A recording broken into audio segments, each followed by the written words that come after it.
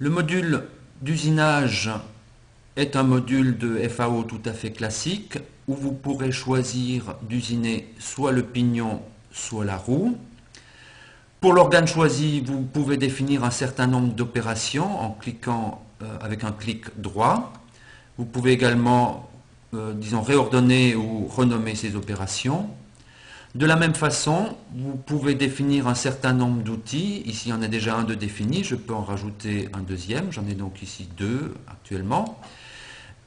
La définition des outils se fait par un jeu de paramètres dont la signification est donnée par le petit menu d'aide que vous retrouvez ici. Donc vous avez les paramètres pour un outil 2 tailles ou pour un outil 3 tailles. La modification d'un paramètre met à jour la petite figure ici. Par exemple, si je passe d'un diamètre 1 à un diamètre 2, vous allez voir l'outil changer, ce qui est assez commode pour choisir l'outil optimal. Je vais reprendre un diamètre 1, par exemple ici.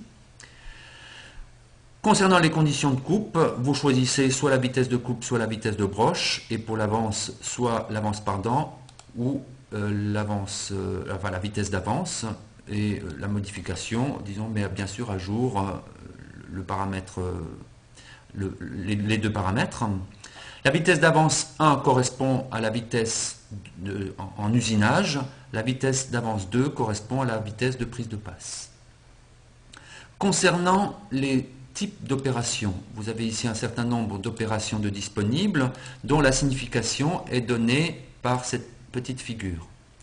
Le principe d'une opération consiste à mettre en contact l'outil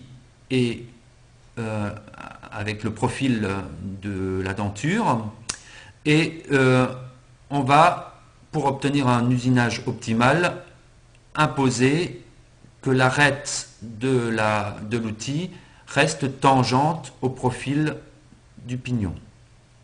Cette arête peut être un flanc d'un outil de taille, on parlera dans ce cas d'un usinage en flanc. Cette arête peut également être l'extrémité d'un outil de taille, on parlera d'usinage en bout.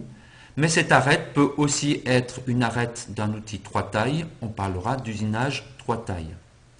À ces trois opérations de base, il faut rajouter une opération un peu particulière qui ressemble à l'usinage en flanc. On va non plus usiner avec le flanc, mais avec l'extrémité sphérique de la fraise. Et on va dans ce cas maintenir l'outil droit, c'est-à-dire orienté suivant l'axe des Y. On parlera dans ce cas d'usinage en nez. Donc on retrouve ces différents types d'opérations, soit en ébauche, soit en finition, regroupés ici. Je vais choisir un usinage en flanc.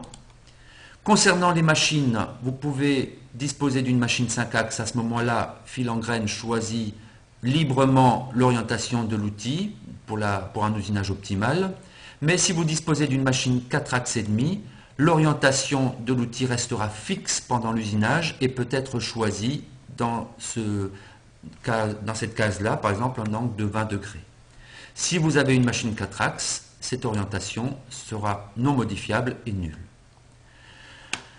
Je ne vais pas détailler tous les autres paramètres, je pense que vous pourrez les découvrir par vous-même.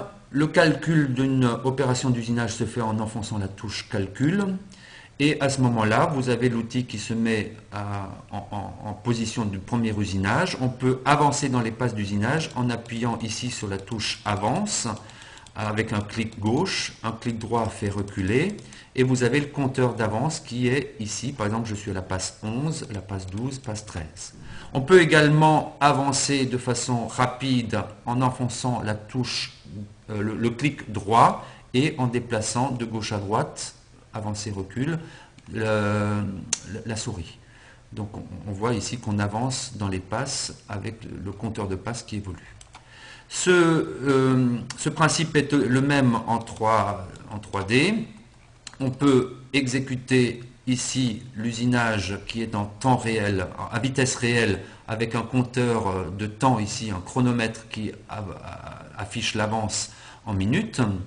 Mais on peut aussi avancer manuellement d'avance en arrière avec le clic droit.